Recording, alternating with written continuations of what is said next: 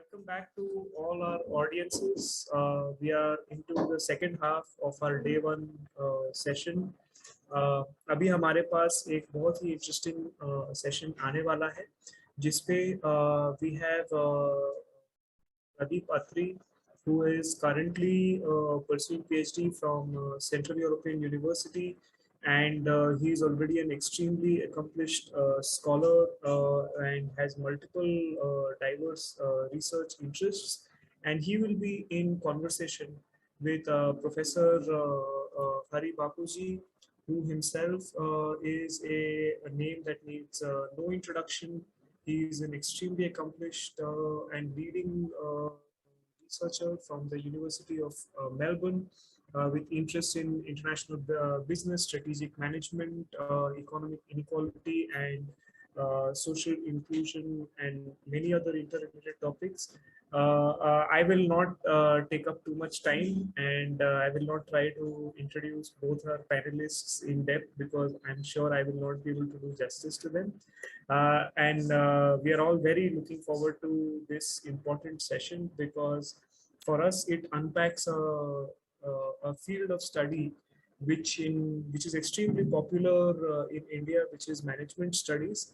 And management studies के बारे में about management studies, it is often the pedagogical practice in India, especially that it is considered a completely apolitical field where professors and institutions in even the top management institutions will come and insist that students don't connect social inclusions and social research with business topics, with research in management and business areas. So we have with us two scholars who are doing precisely that and are doing very vital intervention in that space. So let us hear them today. A very warm welcome to Pardeep and Hari for joining us today. Over to you guys. We are looking forward to hearing. Thank you.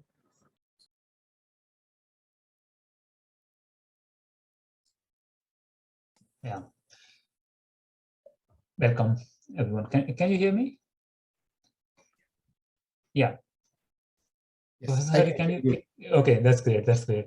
So I will be leading the discussion, and I'll be asking Professor Hari some questions and his experiences. And Ravikant has a little bit introduced Professor Hari, but let me do a bit more. I think it needs more because of the kind of work he has done and he's doing. And so, yeah. So Professor Hari is a professor of a professor in the Department of Management and Marketing at University of Melbourne, Melbourne Business School, and his interests. We will go and I'll ask when I'm asking more in personal questions maybe, but he has published in top journals in the management. I would say, like, if you know, like movies have Oscar, then Academy of Management is a kind of Oscar for those who are publishing in management. So Professor Hari has done that, and many big journals he has published, and he has published a book as well, I think, named Not Just China, on product recalls, and his interests are wide, as Ravikant just mentioned, and his research has been used in policymaking, and he has written in New York Times and other practice-oriented magazines and newspapers. So yeah, that's a little bit more, but I will be asking more questions than I'm. So before that, Professor Hari, I asked you, I think we planned like that, and we were like, you would like to share your screen and present a bit, tell us more the state of the research in management, how social issues are perceived, and how people are, what other researchers are doing, and what's the state of that? Yeah, no, I haven't prepared any presentation. Okay, okay, no problem with that. Yeah, okay, just then talk. But okay. I want to once again emphasize that if any of those who are watching, if they have a question that they would like to research, right? and they want to see how that can be framed as a business question or a management question. It's something that will be of interest, that we can do that, so that we know that management or business is not very different from other areas that we normally think of when we are researching. Okay, so we will ask for those questions. So those of you who have any questions, please do let us know so that we can discuss those and talk about how those can be framed as management questions. Yeah, so listeners who are on YouTube can maybe comment in the comment section, and then I will pick from if some of those persons come.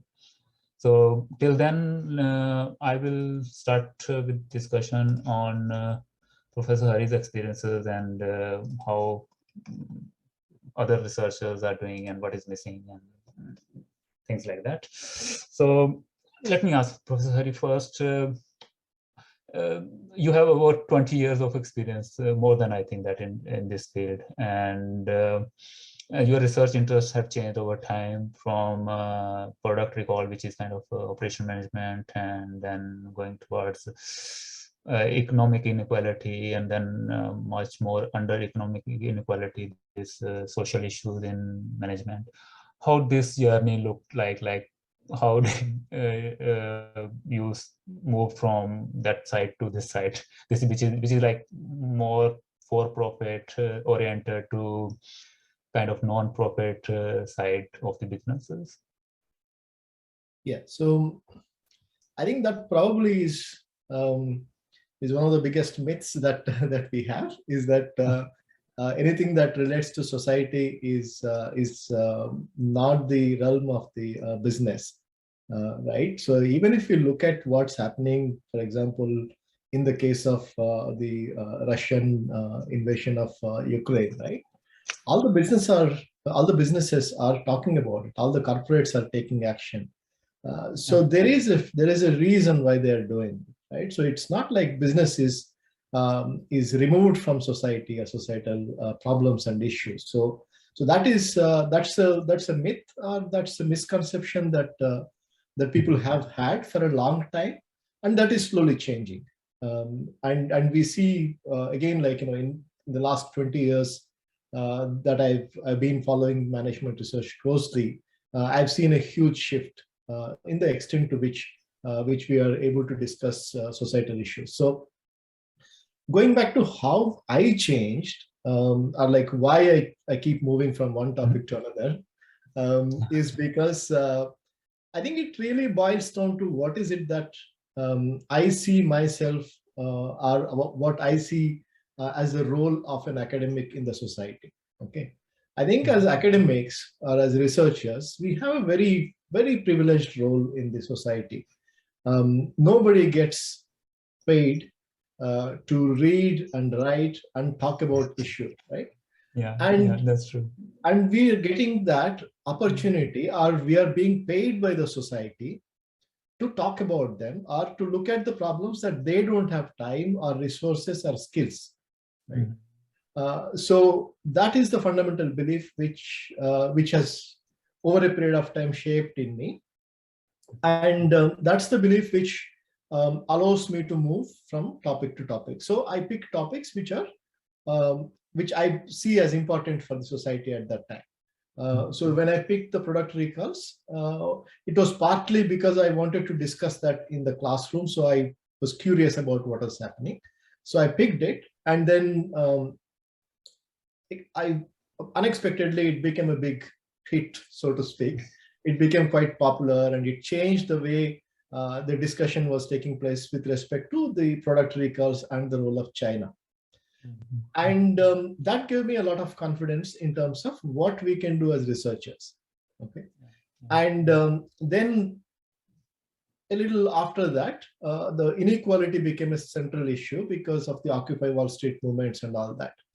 And then I was curious about this as to, like, when inequality is studied by so many other scholars, economists and sociologists, why management scholars have not studied. So I started to understand the importance of inequality or economic inequality and how that affects businesses. So that became an important question for me. So then I started working on that.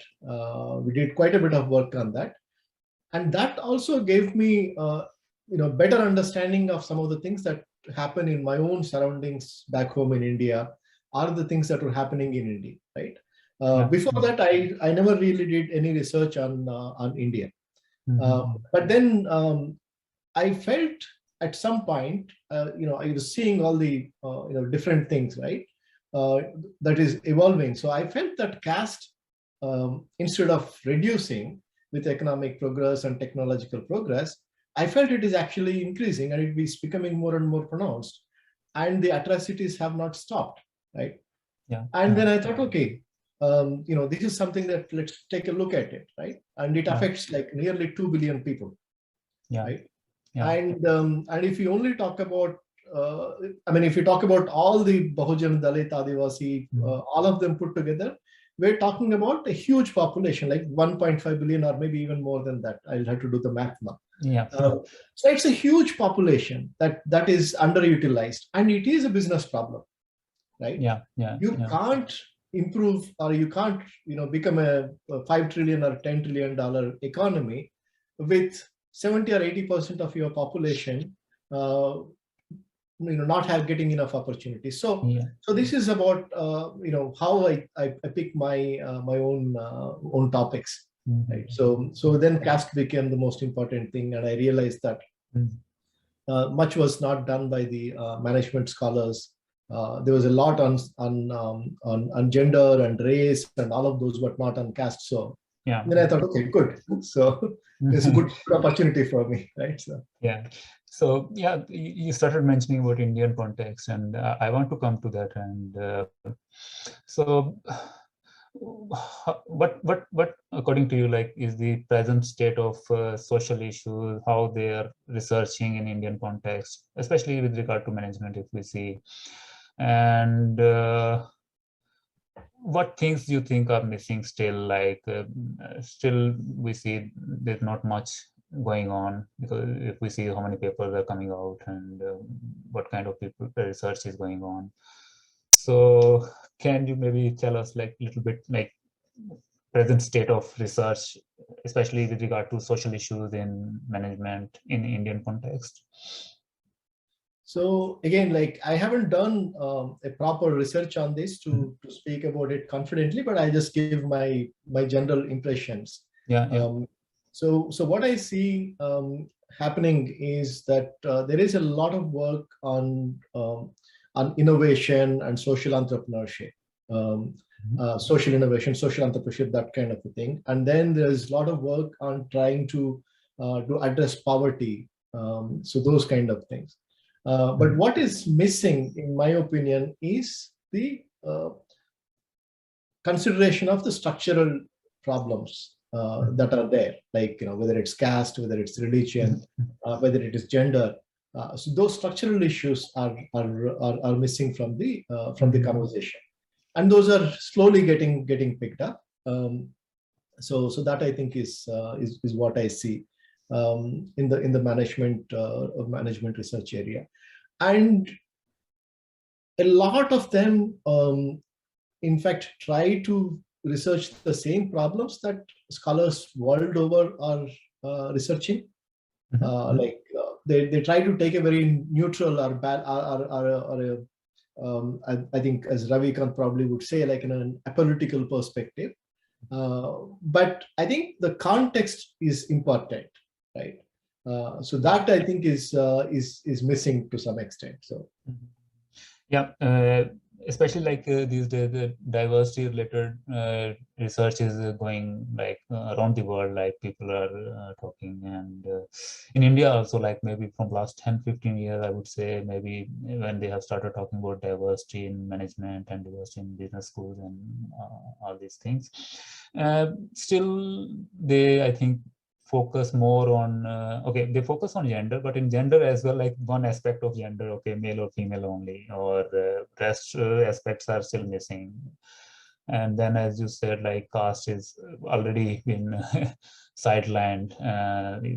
Intersectional aspect goes missing, right? I would say that. And how about like I have few questions actually. Also, as earlier you mentioned like research is going on, but in like when I mentioned like when research is much more focused on like big enterprises, but you're mentioning like, okay, these the social enterprises, social innovations, and all these aspects are coming around. Definitely it's a big area going on, and a student who want to do that.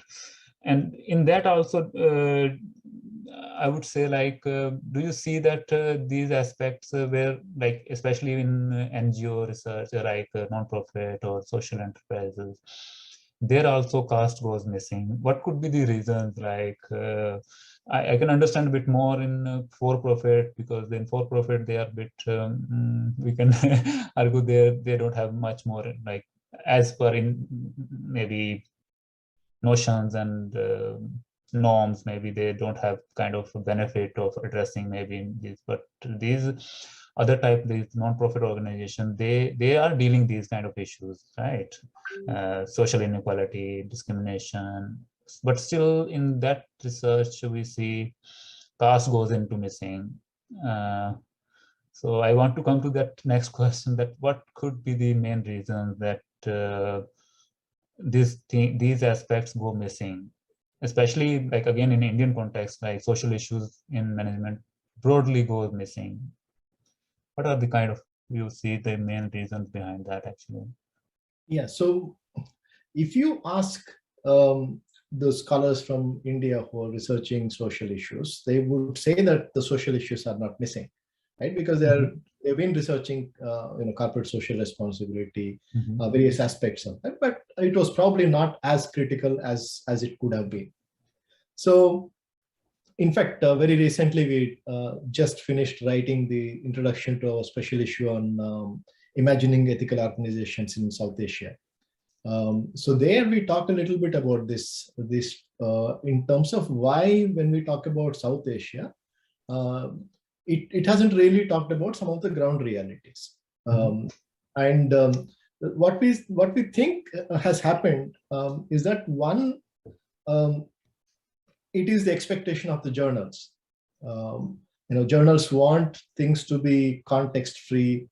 They want universal truths. They want universal principles, kind of a thing. And unfortunately, those universal principles and truths happen to be framed in the Western context. So that is why caste becomes almost like a context. So when you say, like, for example, caste, right?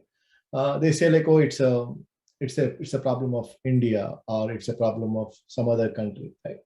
And so they try to equate it to either race or a class, something that they try to understand. So that's one problem. Second problem is that context, they don't take interest in context. They say like, what theory are you generating out of this? Right? So you need to generate some theory or talk about context in a way that it informs some theory. So that is the second problem. And I think the third problem is the profile of the people. Okay. No, third problem, let me say, is the nature of caste itself, right? Then we go to the profile of the people. So if we know roughly that, forgetting about the, non-binary aspects, we know that, for example, the gender ratio is 50-50, right? So, so if you walk into a room and you see like, the room is full of men, you know that there are no women there, right? But if you walk into a room full of, let's say, upper caste, and there is no representation from 70 or 80% of the population, you would not know it, right? Yeah. That's one, invisibility of it.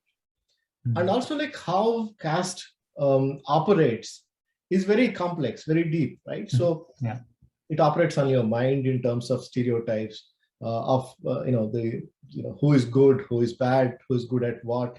And it operates in a very subtle ways, right? So, and we know, for example, from behavioral science research, that even subtle similarities can result in people giving favors to each other, right?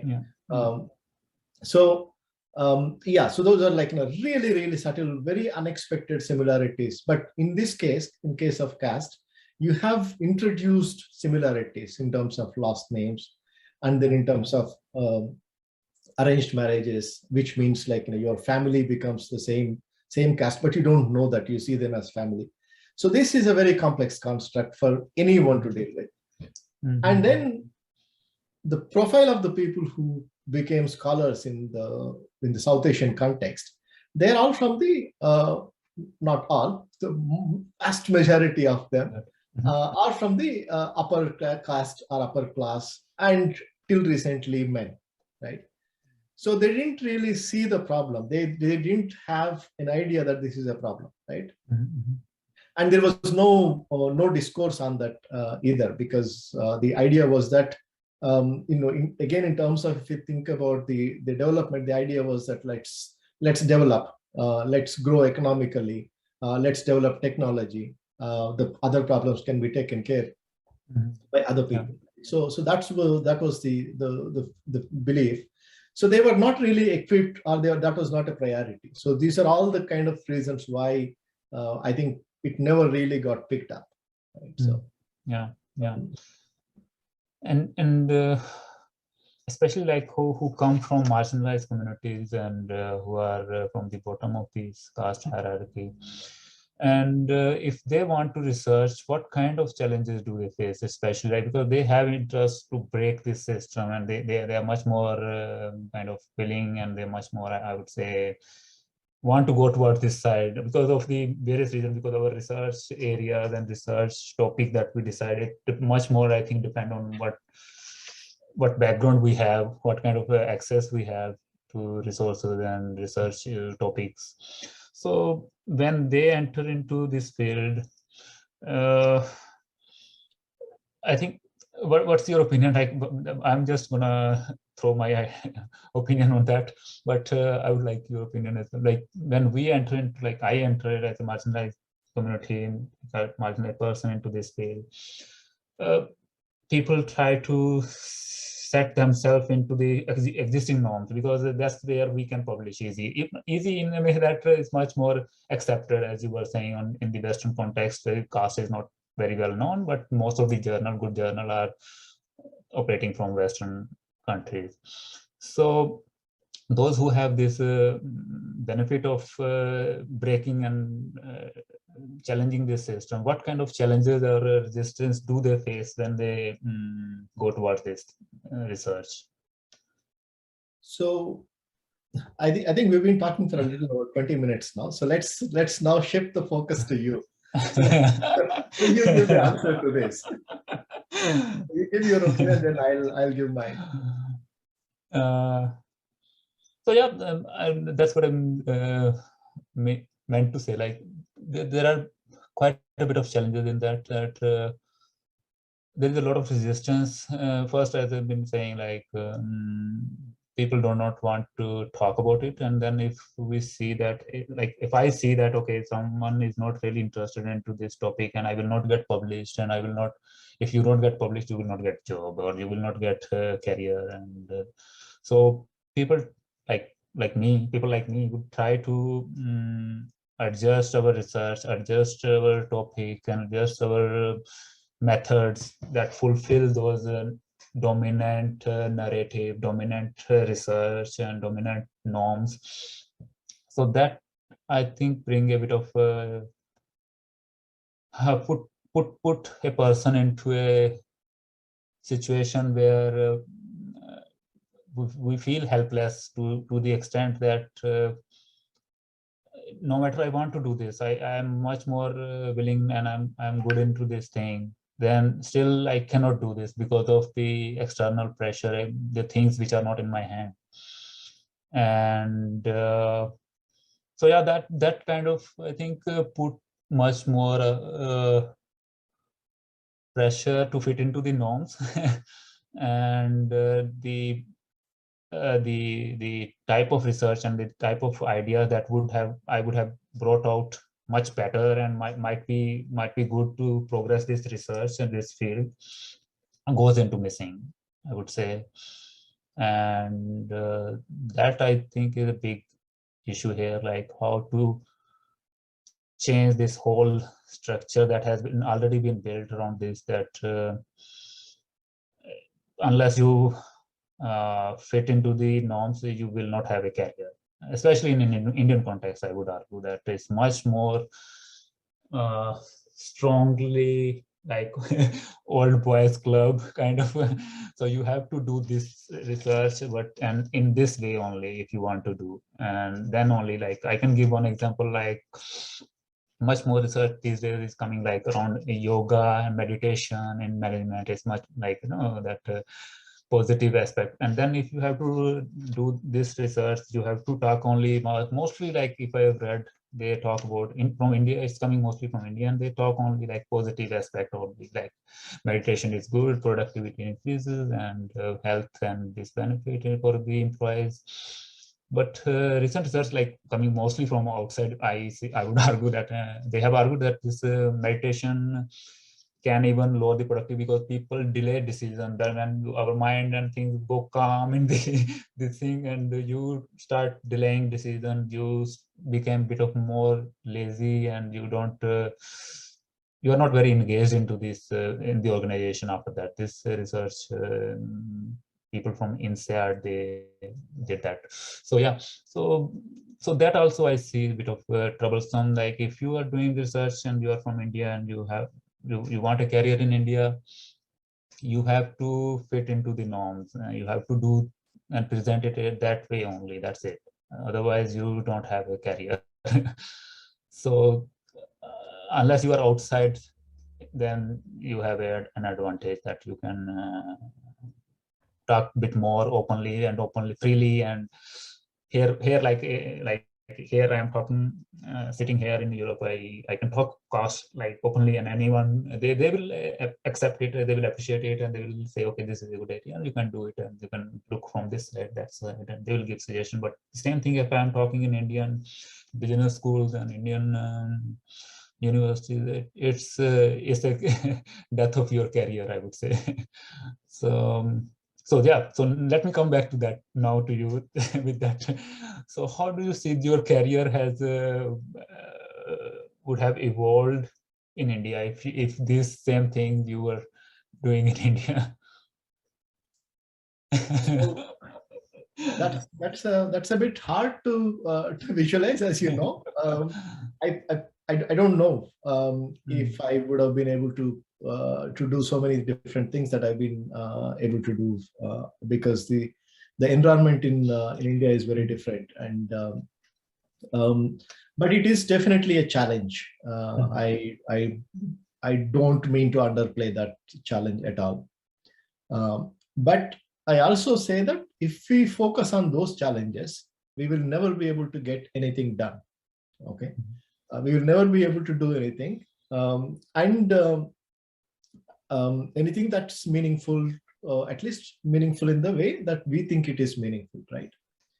So we have to make those sacrifices, and we have to make those compromises and all of those kind of things, right?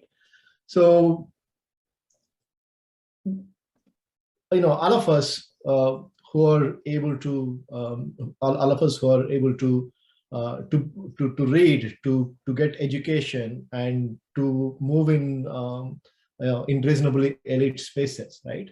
We are again extremely privileged. So we have to use that privilege and realize that what we are, that we can do with less, as in, like, you know, we don't need a lot of comforts, we don't need a lot of money, we don't need a lot of appreciation, because, you know, we don't get appreciation, you know, from the childhood, right? So yeah. Nobody tells you, you're the best and all that kind of stuff. Right? So considering that we don't need so much, I think we can take a lot of risks, right? So taking that risks is important. And I think I'm actually remembering what Ravikant had tweeted the other day after the UP election. So, you know, there's a lot of discussion about you know, UP elections. So then he said, I think he tweeted saying that, you know, what is one election in the history of 3,000 years of resistance, right? So the fact that that the fact that a lot of people who are caste oppressed or religion oppressed or gender oppressed have been able to reach to this point itself is a major achievement. Okay. So for the sake of going further, if we keep compromising, there is no end to it. So at some point we have to come to terms with it and say, okay, I'm going to do this, right? I'm not going to settle. I'm going to question this, or I'm going to make that choice. Okay, so I think that's one way to approach that. So so definitely we have to pay the price in terms of maybe low number of grants or low number of collaboration with other people and career opportunities. These prices definitely one has to pay and have to be ready in terms of if someone wants to research. Okay, let me maybe switch to a broader topic then. If someone is situating this similar research, but situating into a broader marginalized group, then I think it would be much more acceptable, as I see your research try like that. And I think that's anyways the way to get published. You have to situate somewhere and try to argue that, okay, this caste aspect is something others have done with respect to race or class or the gender and diverse other groups, and then we try to bring into that. Would that be easier to sell? I mean, sell means like publish and being accepted by others broadly. So that's where again. So actually, so let me answer this first. So that's where I think we also need to be a little bit understanding that our role is not just research publication, but also our role is education in this case, right? So you have to, if you're a teacher in the classroom, right? You can't be at this level and say you have to reach up to me, right? I'm talking, only like this way, you have to understand me, right? So you would have to go to the student, right? Similarly, in this particular case, like the other researchers on the other side, unfortunately, they are in a powerful position, but you have to also educate them. You have to explain it to them in their own terms so that your ideas get accepted, and together you research the problem, as opposed to thinking that I am researching and you are resisting it. Okay. I think that shifting of thinking is very important. That is how you become collaborative with others, and you see them as collaborators as opposed to being your competitors or those who are opposing you. And that also reduces a lot of stress for you, because once you see them as someone who's opposing, then all your energy is going to that as opposed to going to your research, right? So and let me, I have a question from Pankaj actually. He would like to know that how someone can research and align into kind of sociological areas, their research, especially tribal rights, and what could be the challenges, and in Indian context, if someone wants to then come back and get some job. And I think we discussed a few things around that already. And mainly, like, if we see right now, broadly this topic, this social issues in management, this area is developing, I would say, a bit separately. Like, but if someone wants to challenge this, or the established field like operation management or the finance, accounting, marketing. So in these areas, if someone is interested into challenging these fields and do some research around social issues in finance or social issues in operation management, so how could one start with, or what from where one should start? Yeah, I think we have to start from where the field is, or where other people are, in terms of being able to have that conversation. Okay. Yeah, but other people, if they have not, like if I see finance, no one has talked like how caste. There was one paper I think I could a year ago or something. So one paper is not nothing, you know. So we don't have main people. Other people are just talking other things which are not even related to social, like how it impact finance field. So from where someone should start. So that's a good question. So it reminds me of that, you know, that the story that everyone tells in the marketing classes, right? So someone went to a place where nobody is wearing shoes and thought, okay, like, you know, I can't sell here, and the other person thought, well, I can sell to everyone, right? Yeah. So I think that's that probably is a bit cliched answer, but you know, that could be one way to think about it.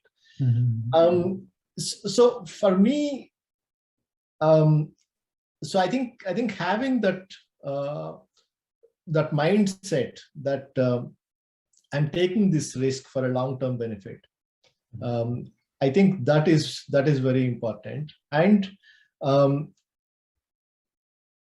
that sets you in the right frame of mind to begin with. And second, where do you start? You always start with the research, right?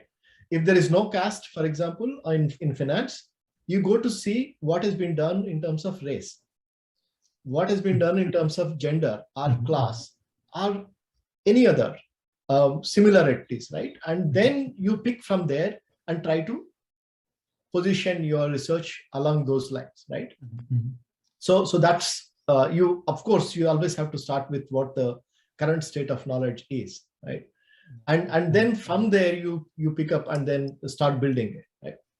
So I don't know if that answers the question. Like, for example, you mentioned tribal rights or tribal knowledge, right? That's completely under-researched in India from, you know, not just India, but also like South Asia and even outside, right? It's a ripe area for research.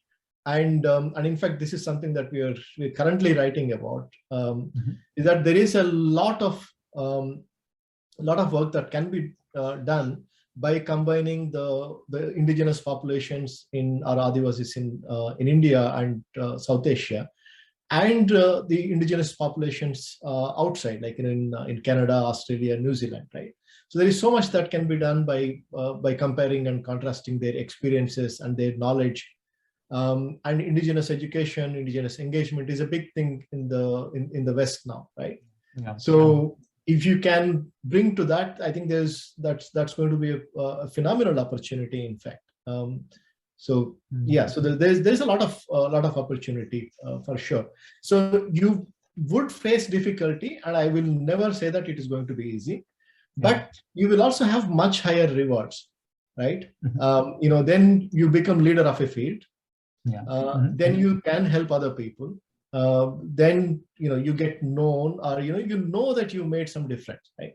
As opposed to, like, you know, I wrote, you know, 10 papers on you know, on innovation of something, and you know, didn't matter to anyone except that, you know, I got my tenure, I got my professorship, right? So, yeah. So okay, I'm gonna ask much more personal question, I think I would say. So what surprised you till now in this, while you've been doing this research, especially on social issues in management? What was the much more surprising aspect till now? I think really the most surprising aspect for me is the amount of acceptance that I've received from the colleagues, right? Okay. When I started any of the researches, I never expected that I would get this level of support. Okay, I did get resistance. There is no doubt about it. Okay?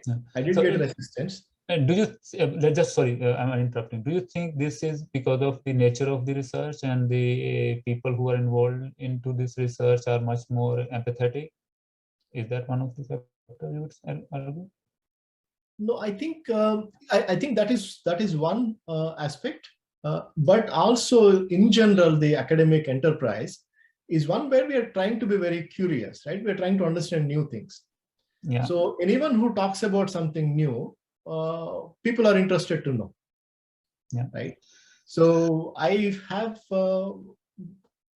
I don't have problem getting collaborators. And in fact, like, a number of times, some of the people said like that they collaborate with me because I talk about new things, right? Yeah. And that's why we get into academics, right? Like to look at new things, to learn new things, and question, write, think.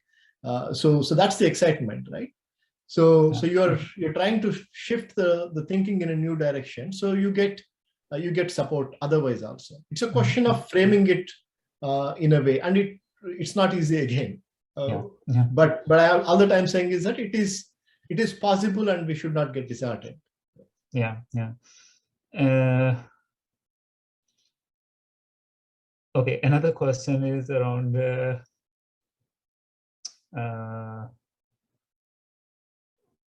what comes next? I mean, how this field is evolving. How do you see this field, like social issues in management? So I think there's going to be more and more integration between social issues and business. Okay. Yeah. And a few years ago, for example, or 10 years ago, it was a wish for me and for people like many because I came late into the social issues. For many scholars before me, it was a wish to see it. Right? But now I see, and I'm sure like a lot of other scholars see it as more of a reality now. Otherwise, you don't see all the journals now in management talking about impact, talking about stakeholders. Talking about stakeholders 20 years ago was yeah. So it wasn't really appreciated, right? But now everyone talks about stakeholders. Right? So I see more and more integration, and that way I think more and more opportunities for people. Yeah, just to finish that sentence. So more and more opportunities for people who actually understand the problems on the ground. Yeah. Okay. So what led to this change actually in last 20 years? Like I understand there might be many factors here, but could you highlight maybe a few? What led to, because 20 years ago, as you were saying, it was kind of stigma, definitely, like you in business and management now, no one wants to talk about these issues. Yeah. So technology could be one a factor, would you say, that and this Black Lives Matter, I can see that has led to a lot of changes in the last 5 years, I would say. And then your work on income inequality around 2010, the Occupy movement. I think a lot of factors are playing in it, and again I think it's a collective thinking in terms of what is important, right? So it is again, like some people may not agree with it, but it is unfair to think, or it's unrealistic to think that that anyone, whether it's business or any individual, is only looking at making money, or everyone wants to be good. It may not be too good, but at least like they don't want to be bad, right? Yeah. So I think there is I think there's more rethinking about the changes that are taking place in terms of climate change, in terms of inequalities, so how the business can play a positive role, right? That is definitely something that people have started to think about, and that opens opportunities for, in general, a broader conversation about all social problems, right? Yeah. So actually, let me ask again. In the beginning, you mentioned about this Russian, like against Russian, there have been businesses are talking, taking sanctions.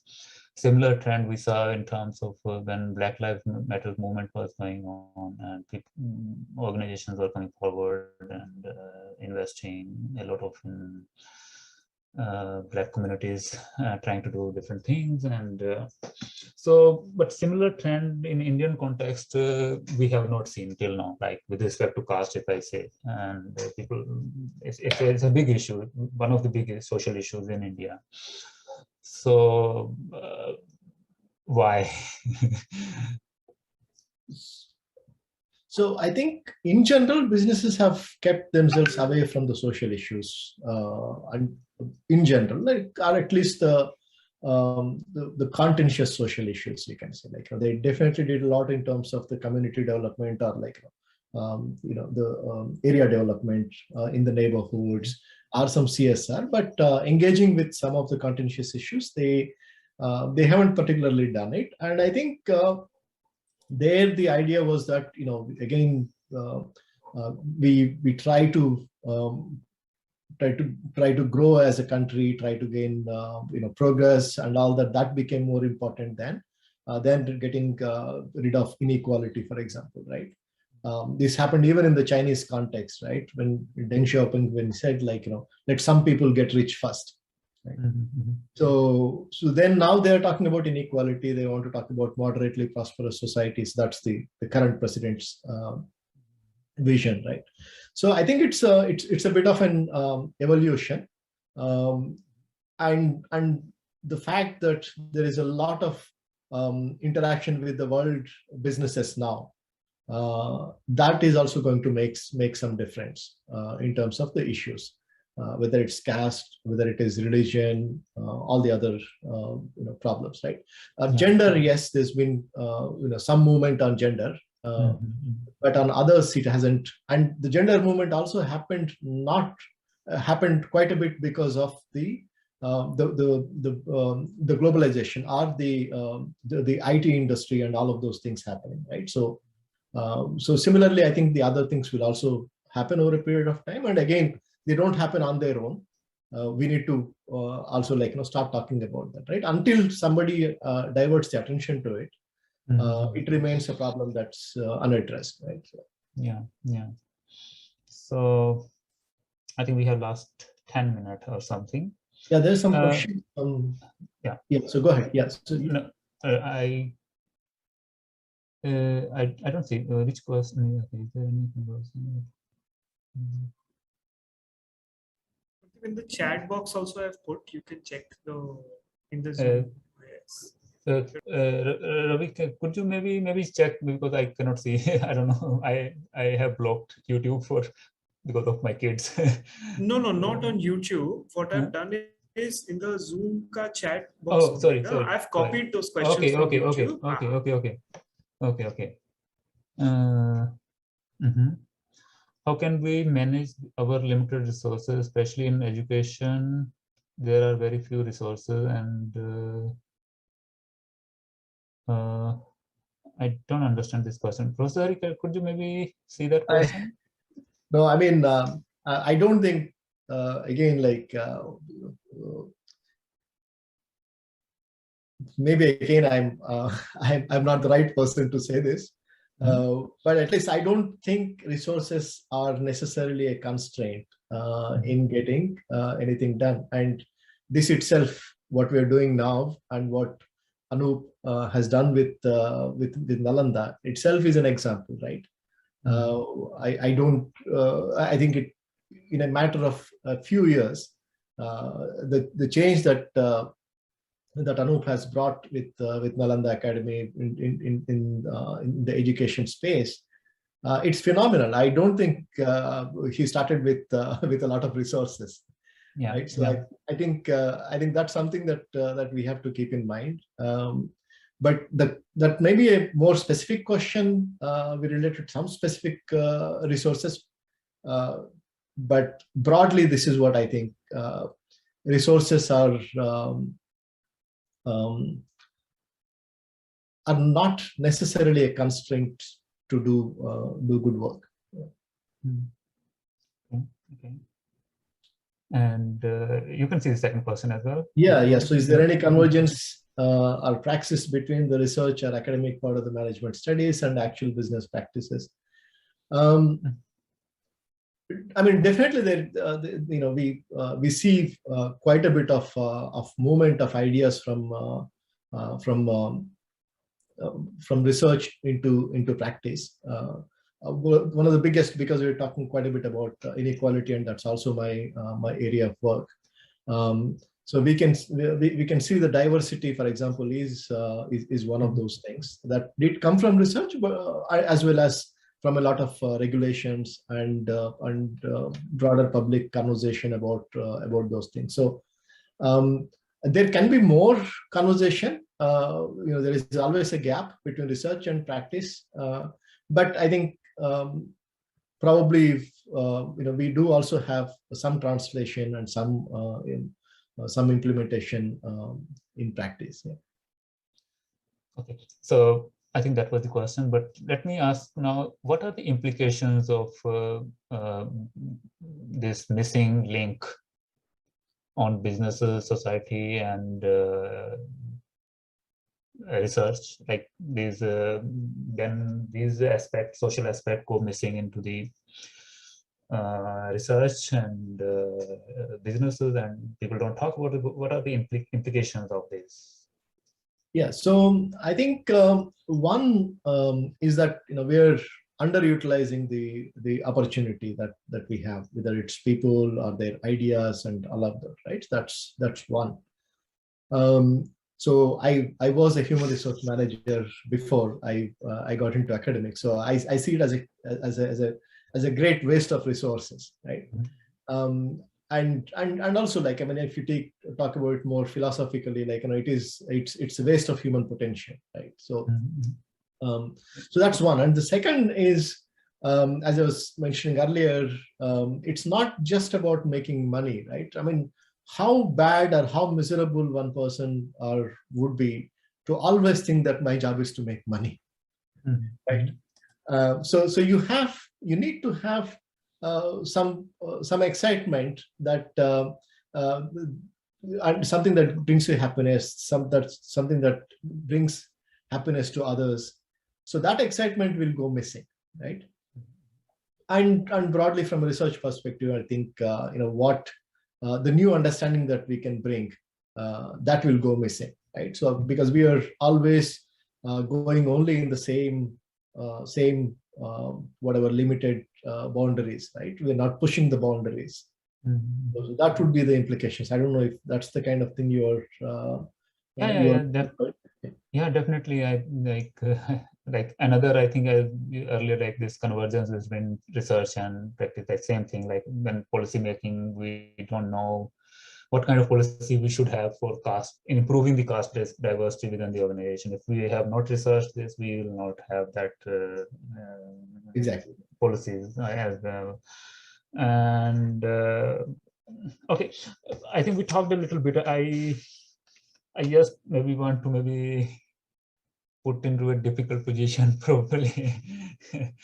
And how much caste of the researchers play a role in the social identity of the researcher play a role into the type of topic person is researching, and who gets researched, what is being researched, and whom we are citing in a research paper, or what method we are picking.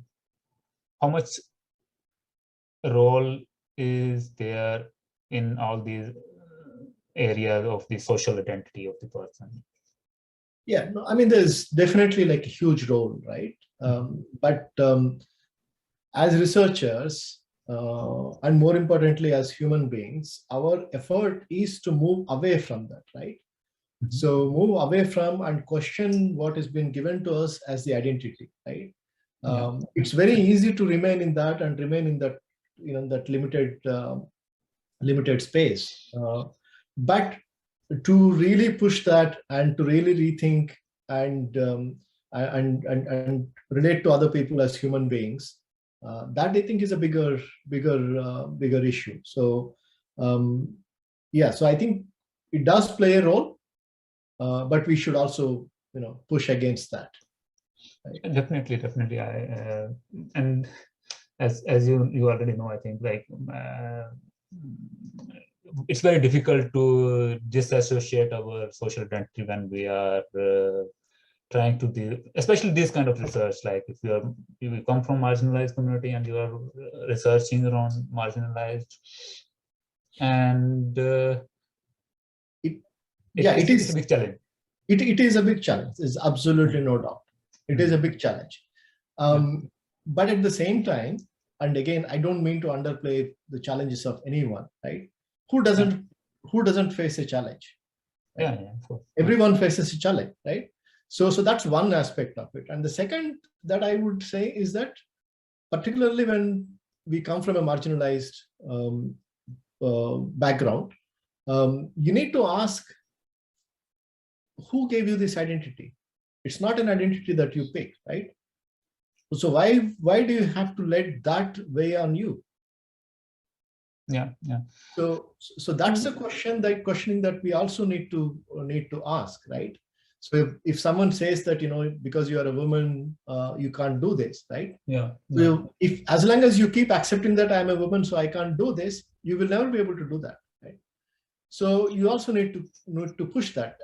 It is hard. I'm not saying it is easy, but I'm saying that it just has to happen naturally. So. Yeah. So definitely, like a few weeks ago, I was reading that this our social identity definitely play a role when we are researching, and especially as an interviewer, I am getting a data and all that, and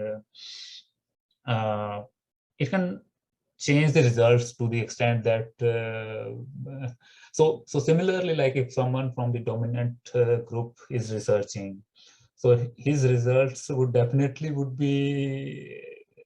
can be like, this has been argued that it can be different if someone doing the same topic research, and he will find different.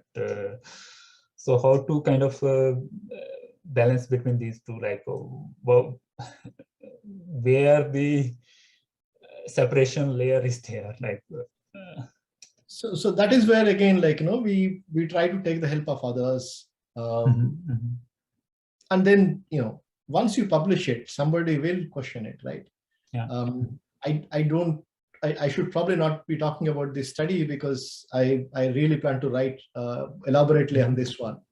Is that there's one particular study which again, from very, very famous economists, who said that the caste discrimination doesn't exist, right, in the study that they conducted.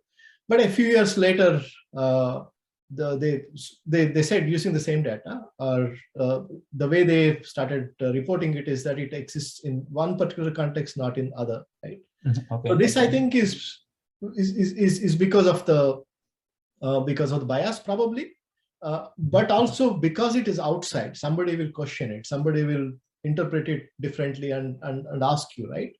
So it is a process. It's a natural process of research. We all have blind spots. Some have more, some have less. So we have maybe different blind spots. Pushing against them is what we have to keep doing. Okay. I think we will run out of time, but quickly, what to do to challenge these things which are missing? What as a young researcher can do, or what's your advice for someone who wants to go toward this research? So I think I would say, one is that first recognize that it is going to be hard. There is no doubt. I'm not going to sugarcoat that. But the second thing is, I don't think there is anyone from a Telugu speaking background here, but there is a saying in Telugu that someone who is stubborn is powerful than a king, right? Okay. So imagine that you are that stubborn person and push against that, right? I think that's what I would say. That. And last. So if someone wants to do this research, would you suggest doing it in India or abroad? If someone has an opportunity, to do in India or outside. If you have both the options, then of course I would recommend doing it outside, purely because of the infrastructure and that you would be away from the context to be able to. First of all, if you're talking about caste as a social identity, you need to uncondition yourself from that caste, right? Yeah. That cannot happen as long as you are in an environment that is that's conditioned by caste, so that's defined by caste. So that is one reason why you need to get out.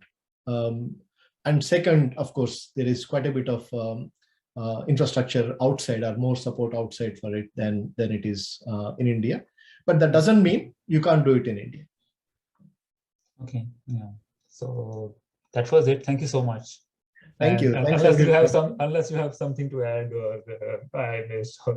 This was a fascinating conversation. If you may, I wanted to ask a question to kind of both of you also, kind of coming also from my experiences of teaching MBA students here in India, right? Like it's very fascinating because they're famously wishy-washy. And you were mentioning this, that, when it comes to social issues, they do take stands, but not controversial social issues, right? Yeah, so there will be a tiger conservation campaign or something of that sort. So my approach is obviously a little because of my training in marketing and those sort of areas. And what I've observed is that marketing and politics is, seen contiguous with controversy, right? So the tendency is to damage control and take middle of the road opinions. And that's what young MBA students, you give them a case study, they will give you like this is also there, this is also there type of solutions. But in a caste society, this sort of a neutrality as a practice tends to basically create an upper caste echo chamber, right? Which again, not at all from a point of view of social inclusion, from a point of structural efficiency. Upper caste is a minority culture, so it deeply limits your marketing capacity and outreach also, right? Even today in India, in all marketing MBAs, they will teach you to do segmentation on SEC, and SEC segmentation does not include caste. So it just looks at class. So in that sense, what I'm trying to get at is that there is a tremendous case to be made that by not including this, forget social inclusion, it is not good research or pedagogical practice in an area like marketing itself to begin with, right? So can that be a viable route to bring caste into the discipline of management studies and research, where because the reluctance is, okay, caste only enters that classroom, MBA classroom, in the form of reservation. I am students and reservation debate. That's not the approach I'm coming with. Like, can we make a case for a better segmentation strategy based on caste, or a positioning strategy based on caste? Is that a viable route at all to consider, and what are your thoughts, both of you, on this, if this makes sense? Pradeep, you go, please. I've talked a lot. Okay, so yeah, definitely I would say, like, especially with respect to marketing, we have seen like a lot of time, like this Facebook advertisement is been with caste is like that advertisement was like, okay, someone is nagging some girl in the video, and then that name is Kamble, because that signifies it was a low caste person. And that was withdrawn after there was a backlash. So one example. Another example was there, especially Kent dough making thing, okay, dirty hands. People are coming, and then like your house servant, she's making with dough with dirty hands. So buy our Kent dough making thingy. And these things will go missing because if there was caste diversity, I would argue that there was a caste included into these within the organization, even like Kent or the other Facebook and all these other organizations. So these issues would not arise. Like, this is marketing, and these issues will not come. They could have kind of blocked these things. Like, so okay, they were sensitive toward these issues. So with respect to even you explained quite well, like in the MBA classes, especially in India, this is a dominant kind of teaching narratives that, okay, you have to do this only, like this is it, and there is no other thinking. So that is the mostly goes on. And I don't know, like Professor Hari would have more thoughts on that. I definitely. That's a great point. And I think the problem or the reason why it has not been accepted or not been appreciated is because they don't know the difference, right? Like, for example, when you say, like, we need to, C.K. Prahlad said that, poor people need to be given dignity, right?